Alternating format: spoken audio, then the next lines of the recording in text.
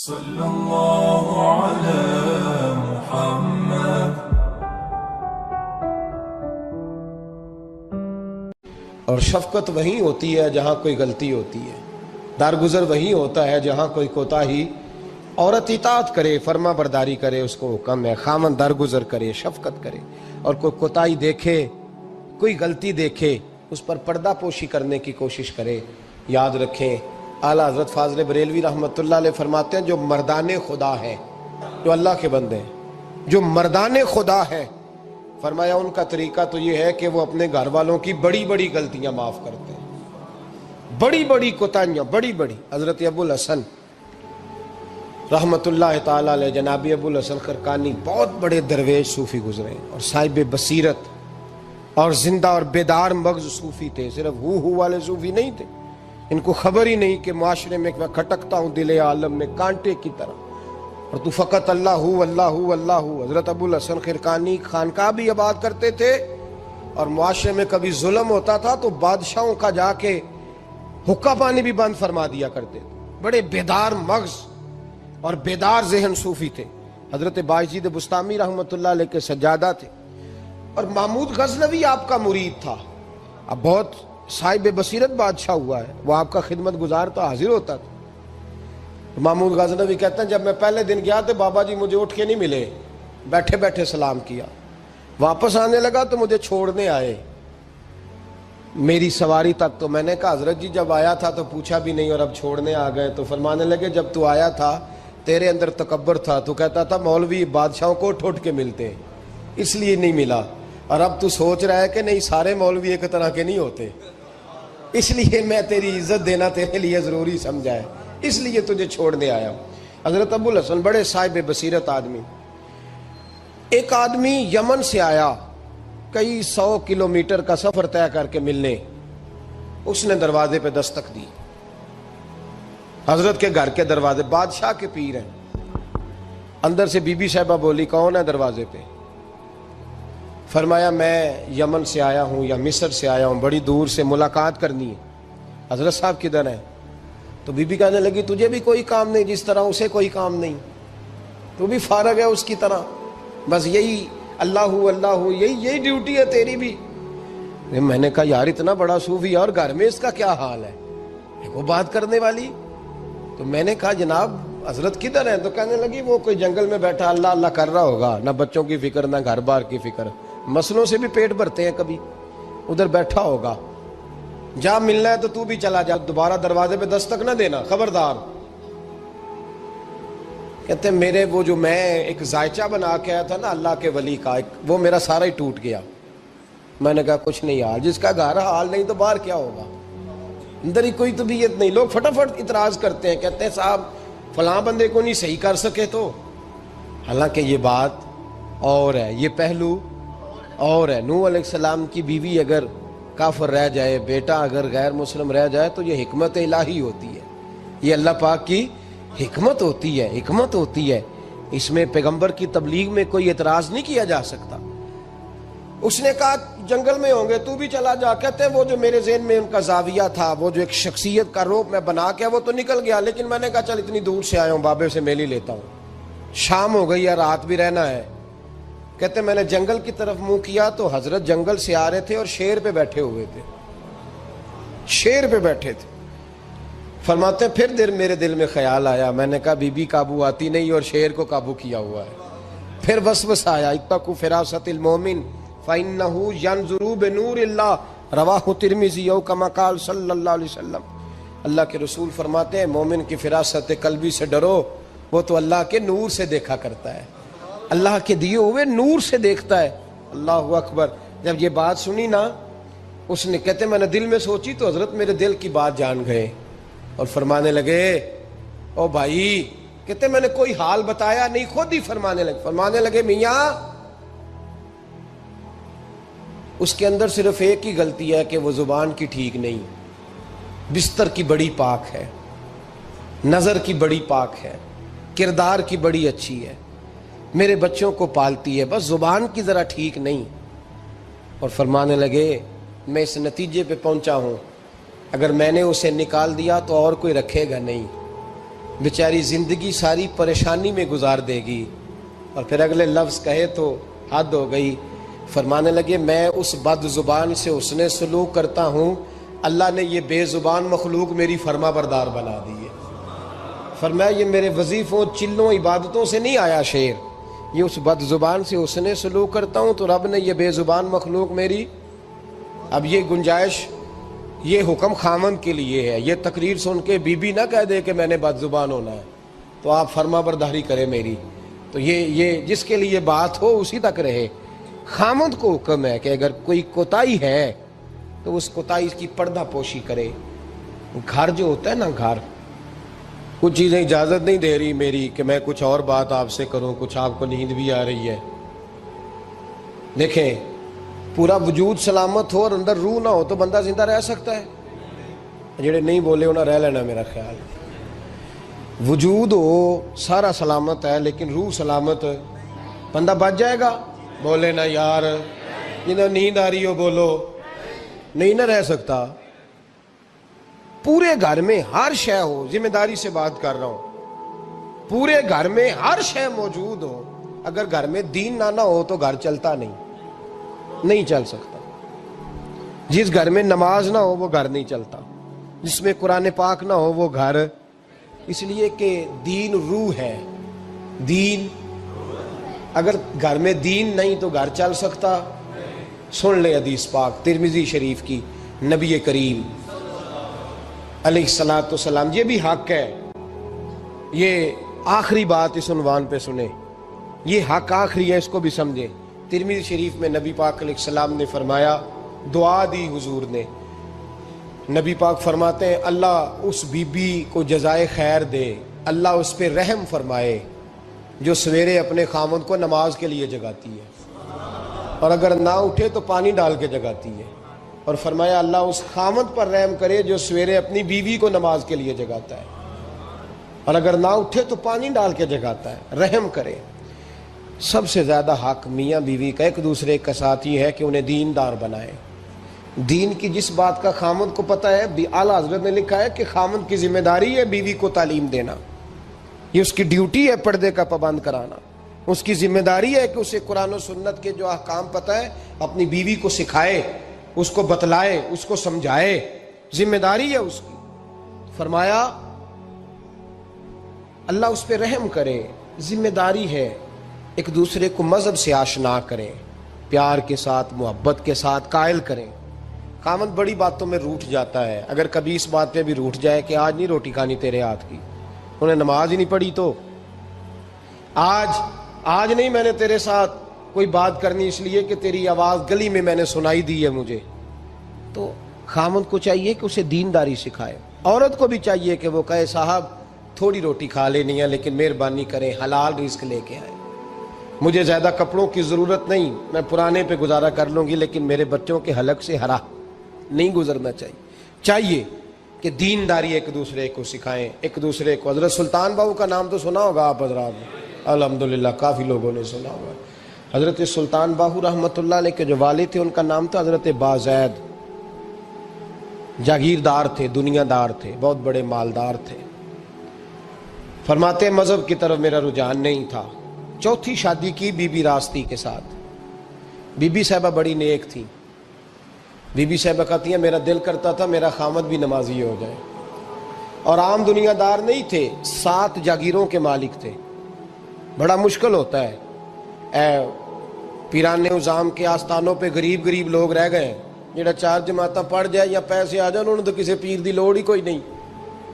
और अगर बंदा मालदार हो तो कई पीर ओदे आप मुरीद होंगे ने, वो कहते मैनू आप किन्ने पीर सलूट कर दें। एक साहब ने मेरी एक दफ़ा इफ्तारी की तो कहने लगे आपकी इफ्तारी है।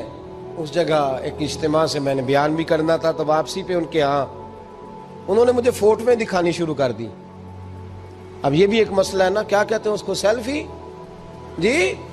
बड़े बड़े सियाने बंदे सारी दिहाड़ी यही काम करते रहते और कम ही कोई नहीं सिरे।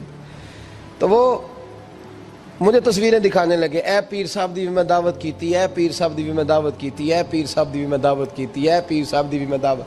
उन 14-15 पीर मुझे गिनवा दिए। تو کھانے تو بعد مینوں کہنے لگے کہ تسی دوبارہ کدو آؤ گے؟ میں کہا جدو تسی 200 بندے نو میرا بھی نام دس لو گے ادو آ جائیں گے۔ اب مالدار آدمی ہے نا، تو اب بعد میں مجھے ایک دو دفعہ انہوں نے فون کیا، میں کہا وہ بڑے بڑے پیران دی اس لسٹ وچ میں اپنا نام نہیں شامل کرانا چاہتا، میں نے تو نہ چھوٹیاں چھوٹیاں جی رہن دے بھائی، ہم بچتے ہیں اس کام سے، بچتے ہیں ایسے آدمی سے۔ وہ کسی درویش نے کہا تھا جس کی ہر بات میں پوشیدہ ہو نشتر کی چبھن، ایسے ہر صاحب احسان سے ڈر لگتا ہے، بچنا چاہیے۔ تو مالداروں کے تو آپ بڑے مرید ہوتے ہیں، کئی پیر حاضریاں دیتے پھرتے ہیں، کہیں مولوی دستے نگر ہوتے ہیں، معاذ اللہ، اللہ خودداری اور عزت نفس عطا کرے، آمین تو کہہ دیجئے، دینداری کے اللہ توفیق عطا فرمائے۔ تو بہت بڑے جاگیردار تھے حضرت سلطان باؤ رحمۃ اللہ علیہ کے والد۔ بی بی شیبہ کہتی ہے نمازی بنانا تھا خاوند کو۔ کس کو؟ کس نے؟ بولے، کس نے نمازی بنانا ہے؟ اور بیوی کو کس نے بنانا ہے؟ پکی گل نے جی؟ میں کونسلر صاحب نو میں کہا ماشاءاللہ جیت گئے ہو؟ کہندے ہاں جی۔ میں کہندے جی کوئی حکم ہوئے تو میں دسو۔ میں کہ حکم ہے کہ تسی اپنے ہلکے دے بندیاں دی ڈیوٹی لانی، کیڑا کیڑا نماز حاضری لانی ہے، کیڑا کیڑا نماز پڑھنا ہوندا ہے تے کیڑا کیڑا نہیں ہوندا۔ کہنے لگے بڑے سیانے نکلے ہو، پہلا مینوں ہی وسیتے واڑ چھڑیا جی، میں جاؤں گا تے دوجیاں دی حاضری لاں گا نا۔ تو خاوند نمازی بنائے گا بیوی کو تو اس سے پہلے خود بنے گا تو بنائے گا نا جی۔ جی تو اگر خاوند کہہ دے تو پڑھیا کر، میرے پیچھے نہ لگی، تو کتنی جنی کو تو پڑھنی اونی میں پڑھنی ہے نا۔ تو میں آج میں ایک دوست کو کہہ رہا تھا، میں کہہ رہا تھا بچے وہ کام نہیں کرتے جو آپ کہتے ہیں، اور میں نے جمعے میں بھی کہا تھا بچے وہ کرتے ہیں جو ہمارا عمل دیکھ کے بچے چلتے ہیں، صرف بات پہ عمل نہیں کرتے۔ بی بی راستی کہتی ہے میں نے ٹھان لی کہ میں نے اس جگیردار کو، وڈیرے کو، اس موٹے بڑے چودھری کو میں نے نمازی بنانا اور بنا کے دکھانا ہے نمازی۔ بی بی صاحبہ کہتی ہیں کہ وہ جس خاتون کی بھی باری ہوتی تھی، 4 بیویاں ہوتی تھیں، وہ اس کا حق ادا کرتے تو بعد میں اپنی خوابگاہ میں جا کے آرام کرتے۔ ان کا جو خادم تھا ملازم، وہ رات کو دودھ کا پیالہ انہیں دینے جاتا تھا، سونے سے پہلے ان کے پاس دودھ کا پیالہ پہنچتا تھا۔ تو بی بی صاحبہ کہتی ہیں میں نے رات کو ملازم سے کہا دودھ دینے تو نہیں جائے گا، میں جاؤں گی۔ کہ میں آدھی رات کو دودھ کا پیالہ لے کے حاضر ہوئی۔ تو کیسے آئی؟ میں نے کہا بی بی ہوں، آ گئی ہوں، تو اب مہربانی کریں۔ میں نے کہا اگر اجازت دیں تو آپ کے پیر نہ دبا دوں؟ چل دبا دے۔ بی بی کہتی ہیں پیر دباتے دباتے میں نے کہا اگر اجازت دیں تو صبح نماز کے لیے جگا دوں؟ یہ نماز کی تبلیغ ہو رہی ہے۔ تو بابا جی پتہ کیا کہتے ہیں حضرت بازید؟ کہنے لگے تو مجھے جانتی نہیں، خبردار مجھے تبلیغ کرنے کی کوشش کی، اس گھر میں رہنا ہے تو سانس اونچا نہ لینا، پتہ ہے تو کس کے ساتھ بھی آئی، خبردار۔ کہتے میں چپ کر کے آ گئی۔ اگلے دن پھر دودھ لے کے پہنچ گئی تو انہوں نے آنکھ کھول کے دیکھا میری طرف، پھر آ گئی ہے۔ میں نے کہا میرے خاوند ہیں، میرے سر کے تاج ہیں، پیر دبا دوں؟ کہ دبا دو۔ کہتے ہیں میں نے 10 منٹ پیر دبائے تو میں نے کہا اگر جان کی امان پاؤں تو فجر میں جگا دوں؟ میں نے جلال فرمایا۔ کہنے لگے تجھے کہا تھا نا کہ مجھے کسی کا مشورہ قبول نہیں، تو کون ہوتی ہے مجھے بات کرنے والی، چل دوڑ جا۔ بی بی صاحبہ کہتی ہیں میں 10 دن جاتی رہی۔ کتنے دن؟ انہوں نے سختی بھی کی، برا بھلا بھی کہا، اور کئی دن یہ بھی کہا کہ کل آئی تو پھر یاد رکھنا۔ کہتی ہیں 10ویں دن میں گئی تو حضرت بازید کہتے ہیں میرے دل میں خیال آیا یہ جان چھوڑنے والی نہیں، یہ باز نہیں آئے گی، اور چلو ہے بھی تو میری بیوی، غلط بات بھی کوئی نہیں کر رہی، کہہ بھی نماز کر رہی ہے۔ کہنے لگے اگر میں سویرے اٹھ جاؤں تو پھر دوبارہ تو نہیں آئے گی، تو دوبارہ تو نہیں آئے گی۔ یہ دیکھیں میاں بیوی کا آپس میں رشتہ، سویرے اگر میں اٹھ جاؤں نماز کے لیے تیرے کہنے پہ تو میری جان چھوڑ دے گی تو؟ بی بی صاحبہ کہنے لگی میں دوبارہ نہیں آؤں گی، آپ مہربانی کریں سویرے اٹھ جائیں۔ کہنے لگے چل تو میری بیوی ہے، ایک بار مان لیتا ہوں تیری بات، سویرے جگا دینا۔ بی بی راستی کہتی ہے میں پہلے سو کے اٹھا کرتی تھی، وہ رات میں سوئی نہیں، کہتی ہے میں ساری رات رو کے گزار دی، ساری رات، اور بیدار رہ کے گزار دی۔ سویرے فجر کے وقت پانی گرم کیا، بغل میں مصلی لیا، خامد کو بیدار کیا، وضو کرایا، اور کہتی ہیں جب وہ اللہ اکبر کہہ کے سنتوں کی نیت باندھی تو میرے اس طرح آنسو گرے جیسے سیلاب آتا ہے اور دریا کا بند ٹوٹتا ہے، اور میں نے رو کے کہا مولا میرے اختیار میں یہیں تک تھا، میں مسلح پہ کھڑا کر سکتی ہوں، میں دل تو نہیں نہ بدل سکتی، وہ تیرے قبضے میں ہے، مقلب القلوب ہے، فضل کر اس کا دل بدل دے۔ فرماتی ہیں میں روتی رہی، 2 رکعتیں پڑھ کے میری طرف دیکھا تو فرضوں کی نیت باندھ لی، اور 2 فرض پڑھ کے پھر میری طرف دیکھا، کہنے لگے خبردار سویرے جگانے آئی تو۔ میں نے کہا جی نہیں جگاتی۔ میری طرف دیکھ کے کہنے لگے تو نہیں جگائے گی آج کے بعد میں تجھے نماز کے لیے جگایا کروں گا، میں تجھے جگاؤں گا۔ آپ فرمانے لگی وہ نمازی بن گئے، میں پہلے ہی نمازی تھی۔ جب ان 2 نمازیوں کا ملاپ ہوا تو اللہ نے سلطان باہو جیسا بیٹا عطا فرمایا، سلطان باہو جیسا بیٹا عطا فرمایا۔ میرے بھائی، میاں بیوی ایک دوسرے کو دیندار بنائیں گے، ایک دوسرے کو نمازی بنائیں گے، وہ ایک دوسرے پہ، اور کس طرح کا بڑا مشکل ہوتا ہے بیوی اپنے خاوند کی تعریف کرے، مشکل ہوتی ہے۔ اعلیٰ حضرت فاضل بریلوی رحمت اللہ تعالی علیہ کی زوجہ، ان کا طریقہ یہ تھا کہ وہ اتنی شناسہ ہو گئی تھی، اعلیٰ حضرت لکھتے تھے تو وہ واقف ہو گئی تھی، وہ کتاب کا اعلیٰ حضرت فرماتے تو وہی کتاب اٹھا کے زوجہ لاتی۔